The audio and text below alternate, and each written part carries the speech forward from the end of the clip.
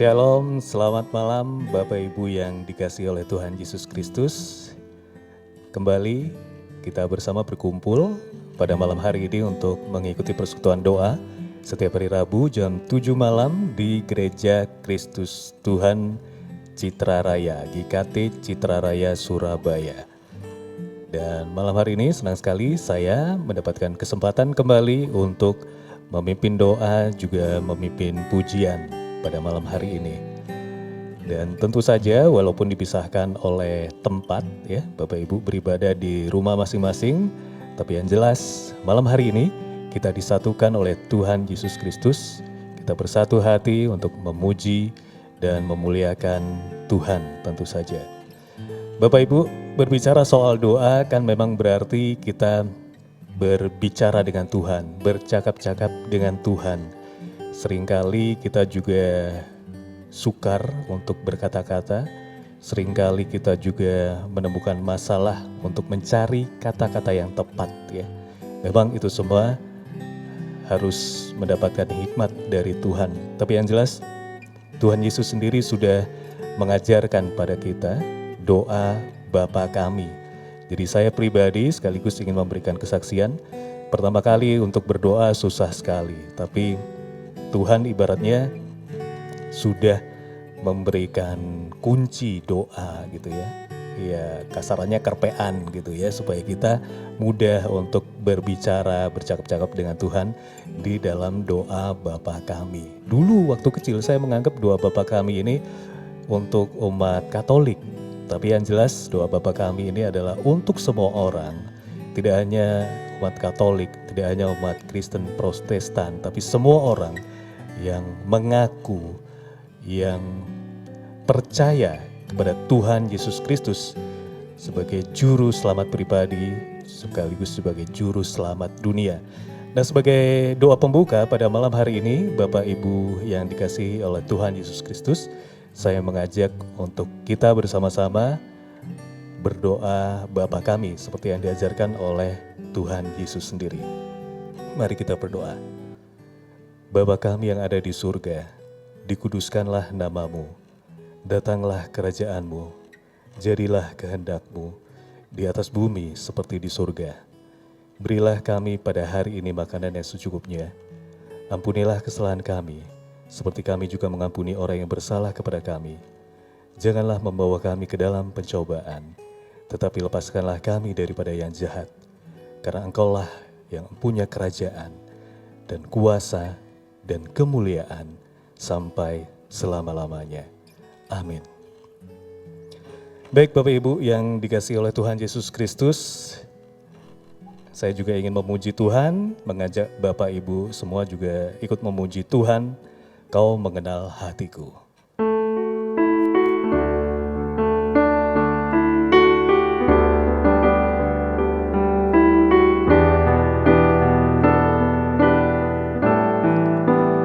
Hanya dekat kasih-Mu Bapa, jiwaku pun tentram. Engkau menerima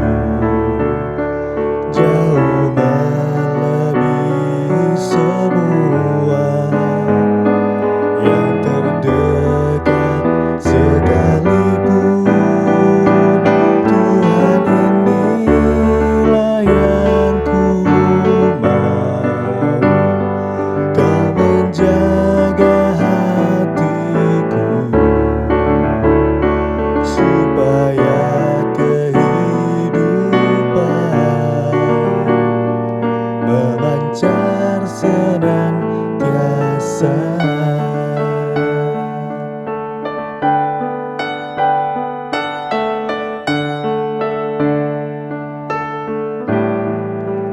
Hanya dekat kasih-Mu Bapa, jiwaku pun tentram. Engkau menerimaku dengan sepenuhnya. Walau dunia melihat rupa,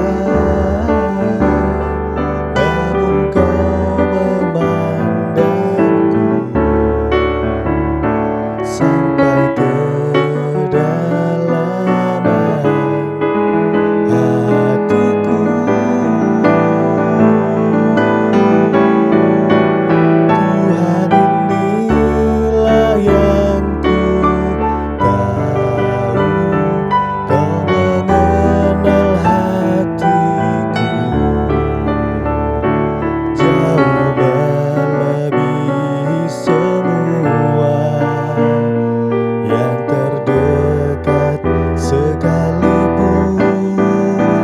Tuhan, inilah yang ku mau, Kau menjaga hatiku supaya kehidupan memancar senantiasa.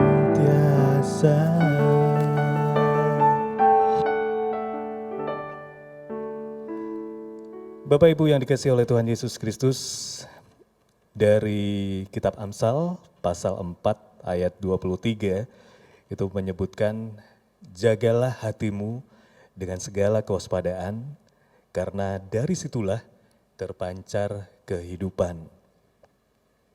Ya, artinya memang kita ini harus senantiasa meminta dan berharap belas kasihan dan kekuatan dari Tuhan supaya kita bisa menjaga hati kita dari segala penyimpangan.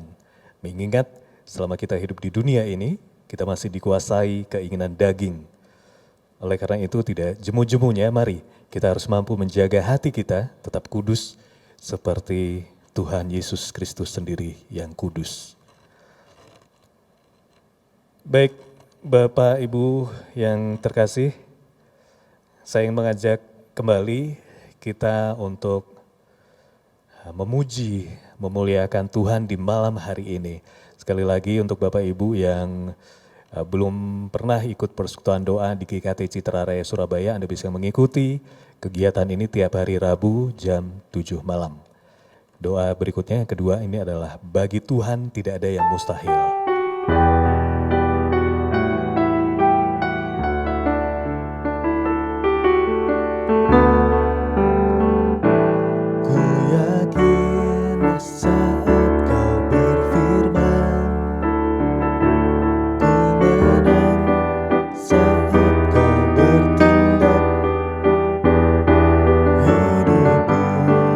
Hanya ditentukan oleh berkat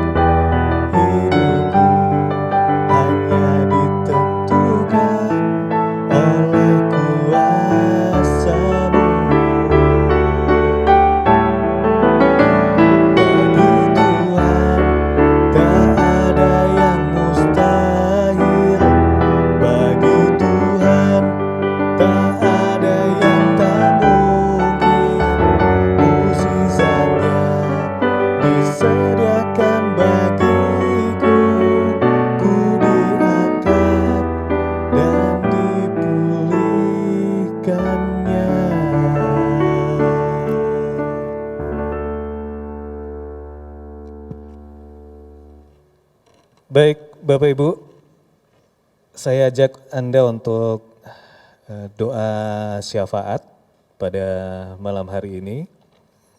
Kembali saya mengajak Anda untuk mendoakan hamba-hamba Tuhan dan majelis di GKT Citra Raya Surabaya ini, juga pertumbuhan jemaat dan pelayanan ibadah online. Tidak lupa tentu saja pergumulan jemaat, baik soal kesehatan, ekonomi, kondisi keluarga. Tidak ketinggalan juga mendoakan pemerintah pusat negara Indonesia, juga dalam waktu dekat ada kegiatan pilkada sendiri. Dan tidak ketinggalan tentu saja pemerintah kota Surabaya yang sudah berupaya menangani pandemi corona sekarang ini dan cukup bagus perkembangannya, serta turut mendoakan tenaga medis dan mereka yang masih ada terkena virus corona sampai sekarang. Mari kita berdoa. Tuhan Yesus, Engkau mengetahui hati dan pikiran kami malam ini. Kami berkumpul untuk sama-sama berdoa dan memohon kepadamu Tuhan. Kami mendoakan hamba-hamba Tuhan dan majelis yang selama ini dengan tulusnya memberikan tenaga dan waktunya untuk melayani Engkau dan jemaat GKT Citra Raya Surabaya ini Tuhan. Terima kasih kami ucapkan untuk penyertaan-Mu, sehingga hamba Tuhan dan majelis dalam kondisi sehat tidak kurang dari apapun juga. Terima kasih untuk hikmat yang Kau berikan Tuhan, sehingga hamba Tuhan dan majelis GKT Citra Raya Surabaya ini sungguh-sungguh memberikan pelayanannya sepenuh hati dan tulus kepada jemaatnya. Walaupun kami tahu dan sadar ada rintangan dan masalah yang dihadapi. Namun hamba Tuhan dan majelis ini benar-benar berserah penuh kepadamu, sehingga Engkau membukakan jalan keluar sesuai dengan kehendak-Mu. Tidak lupa juga Tuhan, kami mendoakan untuk pertumbuhan jemaat GKT Citra Raya ini, semoga semakin bertambah dari waktu ke waktu. Kiranya juga pelayanan ibadah online yang dilakukan sampai sekarang dengan seizin-Mu, membukakan pintu hati orang-orang yang baru melihatnya untuk bergabung bersama kami di GKT Citra Raya Surabaya ini. Sekaligus ikut serta berperan aktif untuk memberikan pelayanannya, untuk memuji dan memuliakan nama-Mu di tempat ini Tuhan. Tidak ada yang mustahil di hadapan-Mu Tuhan Yesus. Kami juga mendoakan pergumulan masing-masing jemaat GKT Citra Raya ini dalam hal kondisi ekonominya. Kiranya Engkau berkenan mendengarkan doa mereka Tuhan. Engkau berkenan membukakan jalan keluar untuk permasalahan ekonomi yang sedang mereka hadapi saat ini. Kalaupun ada jemaat GKT Citra Raya Surabaya yang sekarang ini dalam kondisi kurang sehat baik secara fisik dan psikisnya, kiranya Engkau berkenan untuk memulihkan keadaannya. Jika ada jemaat GKT Citra Raya Surabaya ini yang kurang harmonis dalam hubungan keluarganya, baik hubungan suami istri, orang tua dengan anaknya, maupun hubungan dengan saudaranya, relasinya, tetangganya, atau siapapun mereka, kiranya Engkau berkenan memulihkan sesuai dengan kehendak-Mu. Tuhan Yesus, juga tidak lupa tolonglah hidup kami untuk memperhatikan pekerjaan-Mu yang kekal ini. Dunia pendidikan di tengah-tengah pandemi corona ini kiranya anak-anak belajar di rumah tetap mendapatkan hasil yang optimal. Tuhan, tolonglah ilmuwan juga supaya segera menemukan vaksin virus corona ini. Tuhan Yesus yang baik, kami mendoakan Bapak Presiden dan Wakilnya beserta jajaran menteri dan aparatur negara yang terkait, kiranya Engkau berkenan memberikan hikmat ke mereka supaya mendapatkan jalan keluar solusi supaya negara Indonesia mampu menghadapi pandemi corona sekarang ini. Mengingat sampai sekarang pandemi corona masih terjadi di Indonesia juga negara lainnya. Kami memohon belas kasihan-Mu Tuhan, supaya kami mampu menghadapi pandemi corona ini. Para dokter, perawat, dan ahli kesehatan yang berjuang menghadapi corona ini kiranya Engkau berkenan untuk memberikan kekuatan baik secara fisik dan psikis kepada mereka. Mohon dengarkanlah doa kami ini ya Tuhan, juga untuk saudara-saudara kami yang terkena virus corona, mohon kiranya Engkau menjamah dan menyehatkan mereka kembali. Juga dalam waktu dekat akan ada pesta demokrasi di Indonesia, juga tentu saja Surabaya khususnya Tuhan untuk pemilihan calon wali kota dan wakil wali kota yang baru. Kiranya sesuai dengan kehendak-Mu, biarlah yang terjadi, kami semua mampu untuk memilih pemimpin-pemimpin yang terbaik, yang tentu saja Engkau urapi nantinya. Tidak ketinggalan juga daerah-daerah lain, kiranya pelaksanaan pesta demokrasi di Indonesia ini bisa berjalan aman dan tertib. Dalam nama Tuhan Yesus kami berdoa dan mengucap syukur. Amin. Baik, Bapak Ibu yang dikasihi oleh Tuhan Yesus, kembali saya ajak untuk memuji dan memuliakan Tuhan pada malam hari ini. Lagu yang ketiga.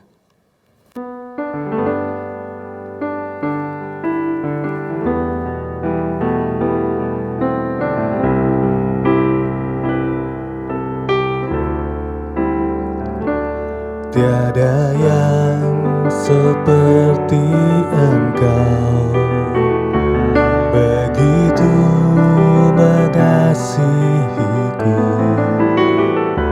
Kau Tuhan sanggup menjawab semua seru doaku.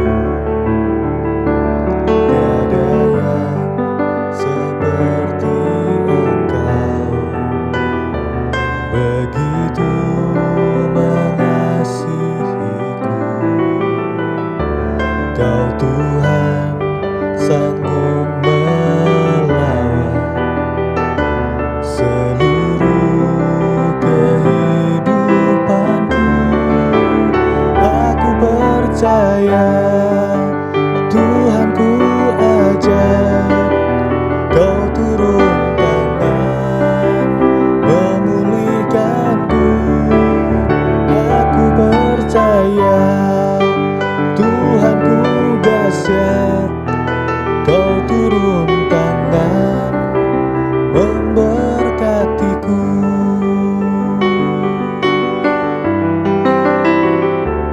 Tiada yang seperti Engkau, begitu mengasihiku. Kau Tuhan sanggup menjawab semua seru doaku. Tiada yang seperti Engkau, begitu mengasihiku. Kau Tuhan sanggup melawan seluruh kehidupanku. Aku percaya Tuhanku ajaib, Kau turun tangan memulihkanku. Aku percaya Tuhanku dahsyat, Kau turun tangan memberkatiku.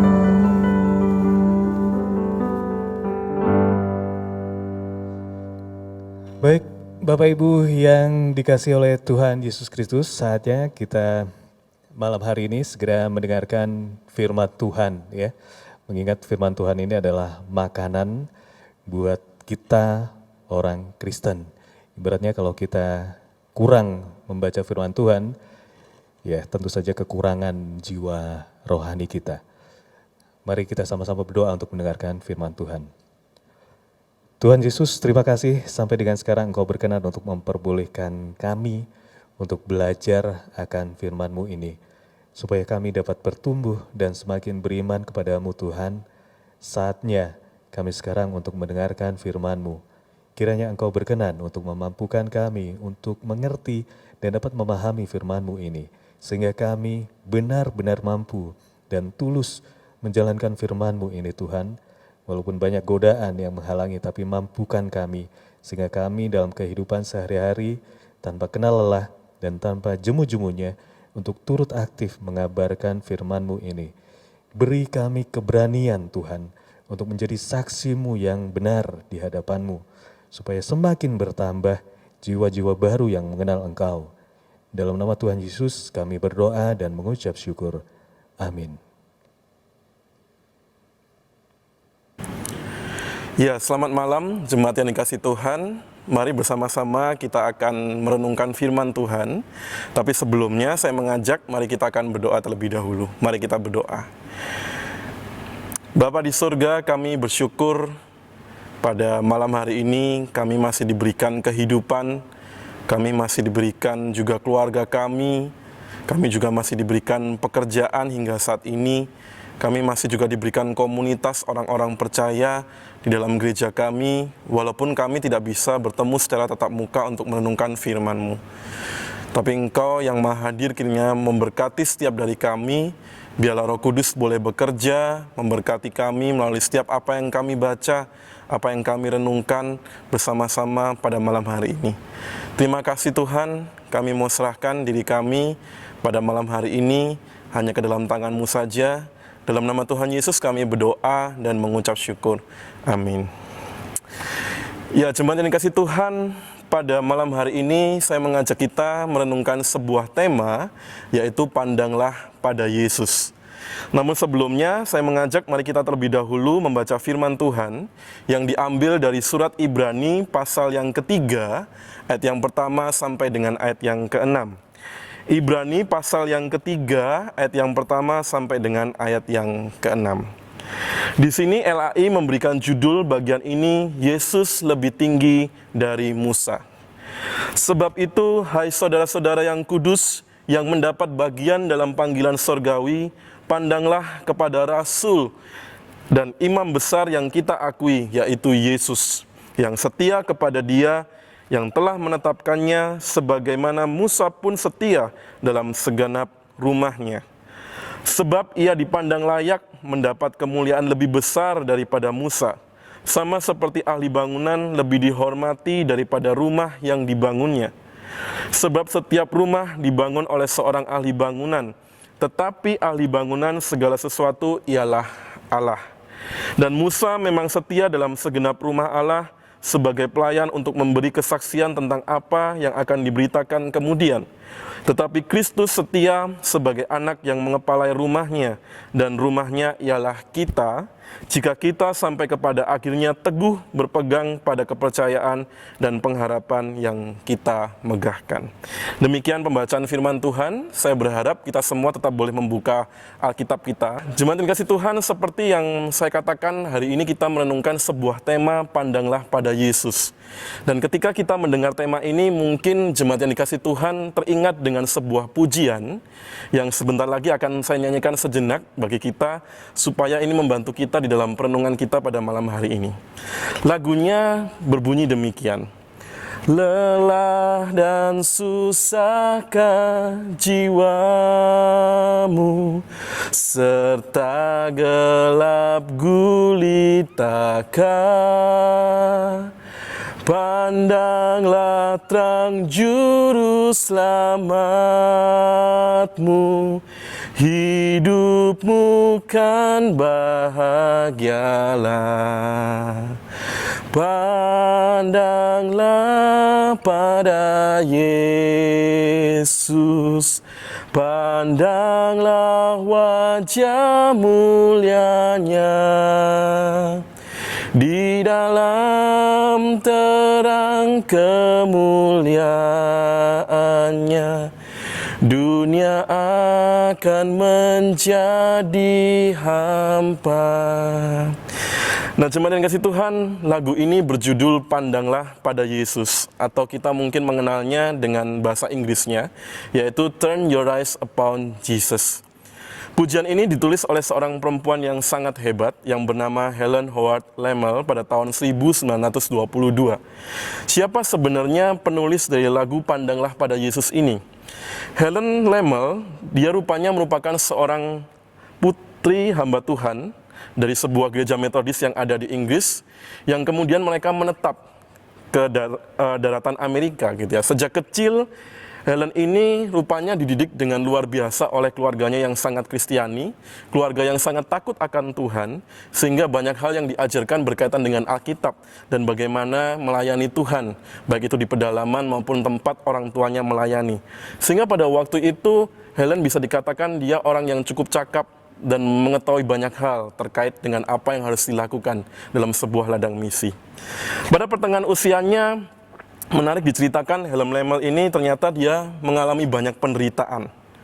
Dia pernah mengalami penderitaan berupa kebutaan, yang dia alami dalam kehidupannya, dan rupanya tidak hanya berhenti pada penderitaan yang demikian.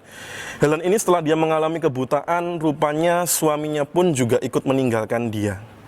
Sehingga lambat laun kemudian penderitaan-penderitaan lain semakin bertambah di dalam kehidupan Helen, hingga akhirnya dia juga mengalami serangan jantung untuk beberapa kali. Akan tetapi semua yang dialami oleh Helen di dalam kehidupannya tidak membuat dia mengurungkan niat meninggalkan Tuhan. Bahkan dia tetap setia di dalam mengikut Tuhan dan melayani Tuhan. Dalam sejarah kehidupan yang dicatat berkaitan dengan Helen Lemmel ini, dia banyak sekali menciptakan lagu-lagu bagi Tuhan. Kalau Bapak Ibu yang kasih Tuhan sangat mengenal dengan lagu-lagu him, Helen Lemmel ini seorang wanita yang hancur kehidupannya, hancur hatinya, dan juga mengalami kebutaan secara fisik. Tetapi di tengah keterbatasan dan kelemahan yang dia alami, dia tetap menciptakan banyak lagu him-him bagi Tuhan. Dan salah satu lagu yang diciptakannya, yaitu lagu yang tadi saya nyanyikan, Pandanglah pada Yesus, atau Turn Your Eyes Upon Jesus.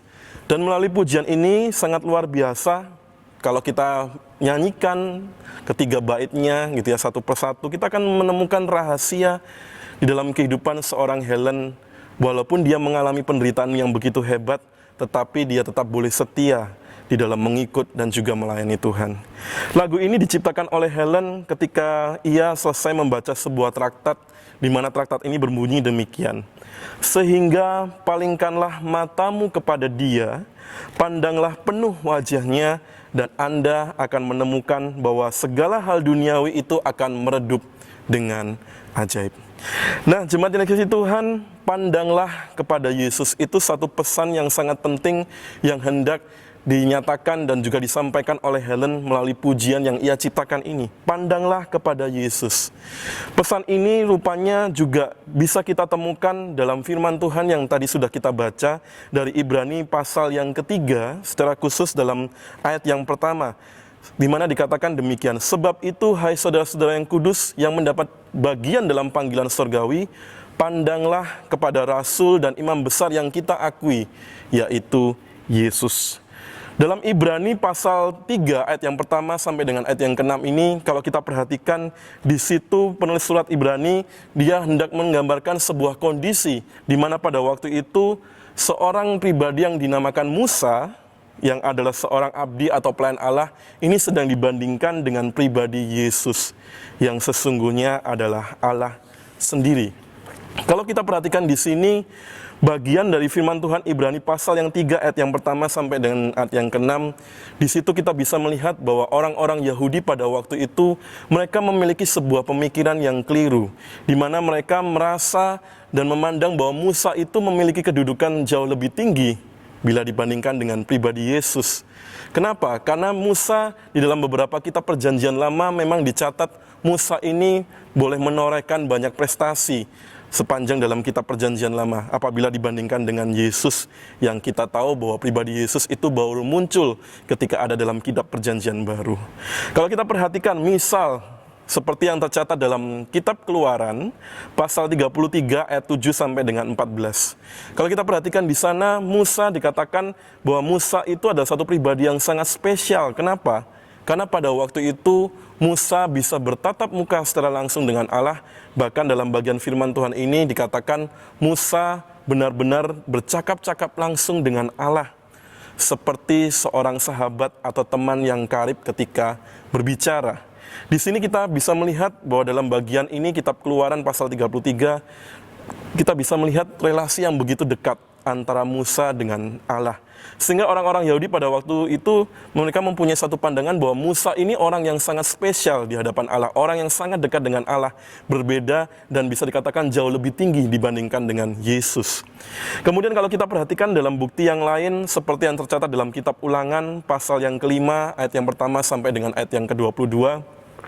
Kalau jemaat yang dikasih Tuhan mengingat peristiwa ini di mana pada waktu itu Musa juga merupakan satu pribadi, satu-satunya pribadi yang bisa dikatakan mendapatkan hak istimewa, hak yang spesial, karena dia yang mendapatkan 10 perintah Allah. Mungkin berbeda dengan nabi-nabi yang lainnya, di sini Musa pada waktu itu juga mendapatkan hak istimewa dari Allah. Sehingga sekali lagi dengan beberapa bukti ini, Tidak heran kalau orang-orang Yahudi pada waktu itu mereka memandang bahwa Musa ini posisinya jauh lebih tinggi dibandingkan dengan Yesus. Akan tetapi jemaat yang kasih Tuhan, penulis surat Ibrani dalam Ibrani pasal yang ketiga ini, dia ingin membalikkan semua itu dan mengembalikan konsep dari orang-orang Yahudi itu kepada kebenaran firman Tuhan. Sehingga ingin dikatakan dalam surat Ibrani ini, sesungguhnya Yesus itu jauh lebih tinggi statusnya di hadapan Allah apabila dibandingkan dengan Musa yang diagung-agungkan oleh orang-orang Yahudi pada waktu itu. Kesetiaan Musa sebagai seorang pelayan abdi Allah yang begitu setia melayani Tuhan tidak membuat dia jauh lebih tinggi dengan pribadi Yesus yang sesungguhnya adalah pribadi Allah sendiri. Sedangkan sekali lagi bisa ditegaskan bahwa Musa ini hanyalah alat bagi Allah. Dia adalah abdi Allah. Penulis surat Ibrani dalam bagian ini juga mengajak kita untuk kembali fokus kepada pribadi Yesus, bukan kepada pribadi setiap nabi-nabi Allah yang selama ini mungkin menubuatkan sesuatu dan memberitakan tentang firman Tuhan. Sesungguhnya di dalam setiap ibadah dan kehidupan kita, fokus kita bukan kepada alatnya, tetapi kepada sumbernya, yaitu kepada pribadi Yesus. Yesus itu adalah duta besar yang tertinggi bagi Allah. Dan kita tahu di dalam firman Tuhan, dalam bagian yang lain juga dikatakan, Yesus itu adalah imam besar yang begitu agung dan juga sempurna. Tidak ada pribadi lain yang bisa dibandingkan dengan pribadi Yesus yang begitu sempurna, karena sesungguhnya dia adalah Allah. Jemaat yang dikasih Tuhan, ketika dalam surat Ibrani dikatakan Musa dibandingkan dengan Allah, atau pribadi Yesus itu sendiri sebagai Tuhan kita, kalau kita bawa dalam kehidupan kita sehari-hari, bukankah seringkali kita juga kadang ketika kita mengikuti dalam sebuah ibadah gitu ya, kita termasuk orang-orang yang memilih-milih gitu ya, siapa pembicara yang menjadi favorit di dalam setiap ibadah kita gitu ya. Kalau misalnya pembicara ini yang berbicara, bukankah kadang kita, wah kalau ini favorit kita, kita akan dengan semangat antusias mengikuti. Tetapi ketika mungkin pembicara lain yang biasa, yang tidak terlalu kita kenal, mungkin pembawaannya juga tidak spesial, tidak komunikatif, dan mungkin dalam tanda kutip membuat kita ngantuk, kadang kita lebih memilih untuk meninggalkannya dan sebagainya. Apalagi ketika kita akhir-akhir ini banyak mengikuti ibadah online. Bukankah seringkali mudah bagi kita hanya tinggal menggerakkan jari kita untuk memindahkan diri kita dari satu ibadah ke ibadah lain. Ketika kita mengikuti sebuah ibadah dan melihat, wah pembicaranya nggak enak, bikin ngantuk dan sebagainya. Kita tidak fokus kepada firman yang disampaikan, tetapi kita fokus kepada abdi Allah, hamba Tuhan yang mungkin menyampaikan. Tetapi pada malam hari ini, firman Tuhan ini mengingatkan kita, janganlah kita fokus kepada abdi Allahnya, tetapi fokuslah kepada pribadi yang jauh lebih tinggi yang berfirman, yaitu firman Allah yang hidup itu sendiri. Nah, oleh karena itu jemaat yang kasih Tuhan, pandanglah kepada Yesus dalam segala kehidupan kita dan juga di dalam setiap perjalanan kerohanian kita sebagai orang-orang percaya. Nah, kemudian kalau kita perhatikan dalam bagian yang lain gitu ya, ayat-ayat selanjutnya, ketika penulis surat Ibrani mengatakan pandanglah kepada Yesus, sesungguhnya ini memberikan sebuah dorongan menguatkan kepada setiap dari orang-orang percaya yang pada waktu itu mengalami pencobaan. Ketika pencobaan itu datang di dalam kehidupan kita sebagai orang-orang percaya, penulis surat Ibrani sekali lagi mengatakan fokuslah kepada Yesus, pandanglah kepada Yesus gitu ya. Mengapa ketika pencobaan datang, kita harus datang dan tetap mengandalkan Yesus?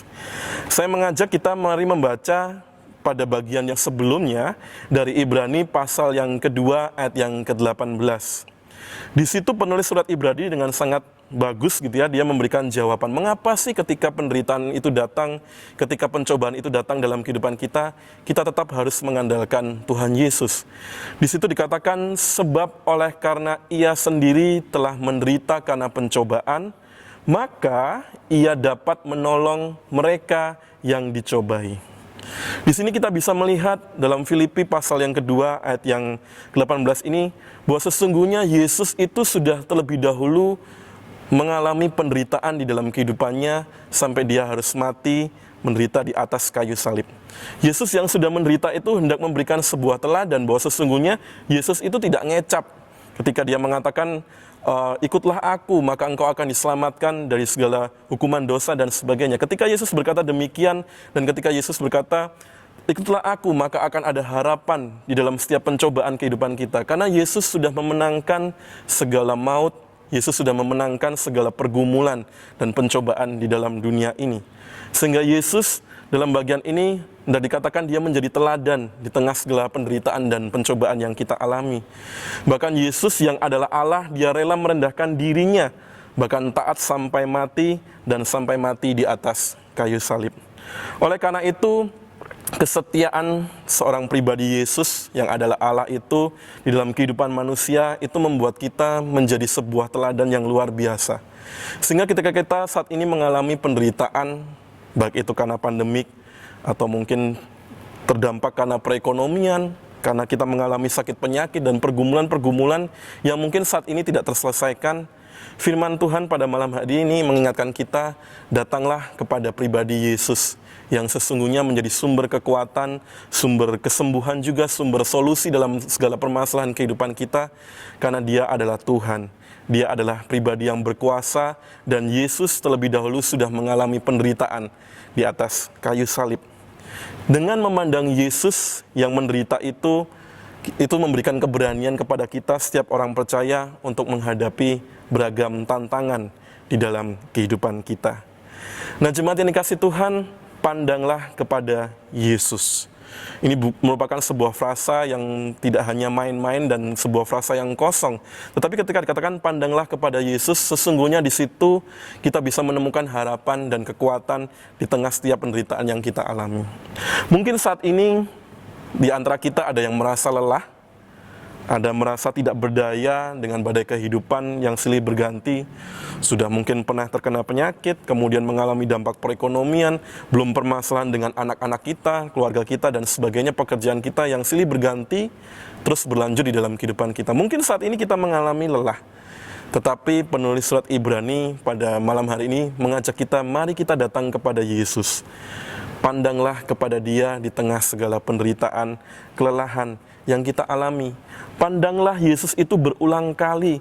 Dan ketika kita merenungkan Yesus, maka kita harus meyakini dan percaya sesungguhnya kita mengalami perjumpaan dengan Tuhan, sang sumber pengharapan dan kekuatan di dalam kehidupan kita. Sehingga kita mempunyai keberanian untuk melangkah di dalam kehidupan kita, walaupun penuh dengan penderitaan, walaupun penuh dengan pencobaan.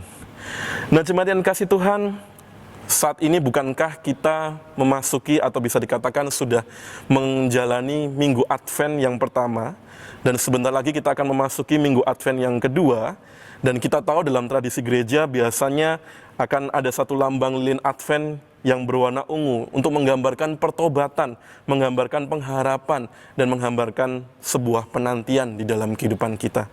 Apa yang kita nantikan? Yang kita nantikan sesungguhnya bukanlah lagi kelahiran bayi Yesus itu yang sudah datang pertama kali ke dunia ini. Tetapi yang kita nantikan adalah kedatangan Yesus yang kedua kalinya. Minggu Advent mengajak kita untuk senantiasa berfokus kepada Yesus yang sebentar lagi akan datang. Bahkan firman Tuhan mengatakan Dia akan segera datang. Sehingga kita diminta untuk senantiasa berjaga-jaga di dalam kehidupan kita. Kita diminta untuk berjaga-jaga dalam masa penantian kita sebelum Ia datang untuk kedua kalinya. Bukan berarti kita harus lalai dengan setiap pencobaan yang kita alami, tetapi biarlah kita tetap fokus kepada Tuhan. Nah, jemaat yang kasih Tuhan, kalau kita kaitkan dengan pandemi COVID-19, saat ini yang kita nantikan apa? Yang kita nantikan apakah itu vaksin dari virus COVID-19, atau sesungguhnya yang kita nantikan di dalam kehidupan ini adalah Yesus yang akan datang untuk kedua kalinya. Bukan berarti saya mengatakan vaksin COVID-19 itu tidak penting, itu sangat penting. Dan itu sangat penting juga bagi kesehatan kita secara pribadi dan pemulihan kesehatan masyarakat. Akan tetapi sebagai orang-orang percaya, firman Tuhan pada malam hari ini mengingatkan kepada kita, hidup kita tidak hanya menantikan kedatangan vaksin itu, tetapi sebagai orang percaya kita boleh senantiasa setia berjaga-jaga menantikan kedatangan Yesus untuk yang kedua kalinya. Bahkan ketika saya merenungkan bagian firman Tuhan ini, Saya kadang sempat berpikir gitu ya, jangan-jangan atau siapa tahu Yesus itu akan datang kedua kalinya sebelum vaksin COVID-19 itu ditemukan dan bisa memberikan kesembuhan, manfaat bagi kita semua. Kalau kita tidak berjaga-jaga, kita tidak bersiap-siap, siapa tahu kedatangan Yesus yang kedua kalinya yang dikatakan datangnya seperti pencuri itu akan mengagetkan kita. Sehingga kita lalai untuk tetap boleh senantiasa fokus dan memandang kepada Yesus. Melalui Minggu Advent ini, kita diajak sekali lagi, datanglah kepada Tuhan di tengah pergumulan kita, pandanglah kepada Yesus, dan biarlah ketika kita memandang Dia sebagai pribadi yang berkuasa, kita senantiasa boleh berdoa kepada Allah untuk memberkati, meneguhkan hati kita, sehingga kita tetap boleh setia dalam masa-masa penantian menantikan kedatangan Yesus untuk kedua kalinya. Biarlah di tengah segala permasalahan yang terjadi, kita tetap boleh mengatakan seperti Helen di dalam pujiannya, pandanglah pada Yesus. Nah, oleh karena itu, menutup renungan pada malam hari ini, saya mengajak bagi Bapak Ibu yang ada di rumah masing-masing yang mungkin sudah hafal dengan lirik pujian ini, mari kita pujikan pujian ini sebanyak 1 kali, kemudian bagian refrennya akan kita nyanyikan sebanyak 2 kali. Mari ketika kita memujikan pujian ini, kita benar-benar memandang kepada Yesus di tengah segala kelelahan dan kesusahan kehidupan kita. Dan setelah itu, saya akan akhiri dengan doa bagi kita semua. Lelah dan susahkah jiwamu, serta gelap gulitakah? Pandanglah terang juru selamatmu, hidupmu kan bahagialah. Pandanglah pada Yesus, pandanglah wajah mulianya, di dalam terang kemuliaannya, dunia akan menjadi hampa. Pandanglah pada Yesus, pandanglah wajah mulianya, di dalam terang kemuliaannya, dunia akan menjadi hampa. Mari bersama-sama kita akan renungkan firman Tuhan ini dan kita mau berdoa. Tuhan, penulis surat Ibrani mengajak kami untuk memandang Engkau di tengah segala penderitaan dan pencobaan yang terjadi dalam kehidupan kami. Sesungguhnya tidak mudah Tuhan ketika pencobaan itu datang dan kami tetap diminta untuk fokus kepada Tuhan. Kami sesungguhnya sesekali kami akan tergoda dengan kemanusiaan kami, di mana kami mengalami kelelahan ketika harus berjuang dengan sekuat tenaga kami untuk bisa menyelamatkan keluarga kami, baik itu secara perekonomian, kesehatan. Mungkin saat ini ada juga di antara kami yang terus berjuang dengan sakit penyakit kami. Sesungguhnya apa yang dituliskan dan diperintahkan oleh penulis surat Ibrani ini bukan sesuatu hal yang mudah. Tetapi bukankah Tuhan Yesus sudah lebih dahulu memberikan teladan kepada kami?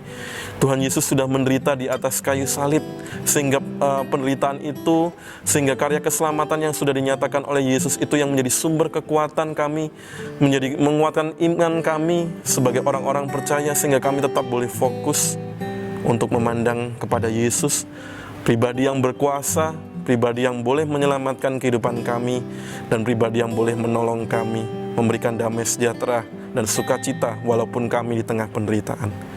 Biarlah di tengah pandemi COVID-19 yang tak kunjung berhenti ini, kami tidak hanya fokus kepada vaksin COVID, tetapi kami boleh tetap setia dan fokus juga kepada sikap kami untuk berjaga-jaga senantiasa untuk menantikan kedatangan-Mu yang kedua kalinya. Dalam masa-masa Advent, masa-masa penantian, dan ini juga merupakan masa-masa pertobatan. Kiranya Engkau membuat kami datang dengan segala remuk hati kami, remuk kehidupan kami, sehingga kami benar-benar boleh siap dibentuk, kami benar-benar boleh menyambut, dan kami boleh benar-benar nantinya akan merayakan hari kelahiran-Mu Tuhan di tengah masa-masa pandemik, di tengah masa-masa yang sulit ini Tuhan. Biarlah sukacita damai sejahtera itu tidak dicuri oleh penderitaan kami. Biarlah sukacita dan damai sejahtera itu tidak dicuri oleh si jahat melalui setiap apa yang kami alami selama pandemik ini berlangsung. Kami serahkan diri kami, keluarga kami hanya ke dalam tangan-Mu.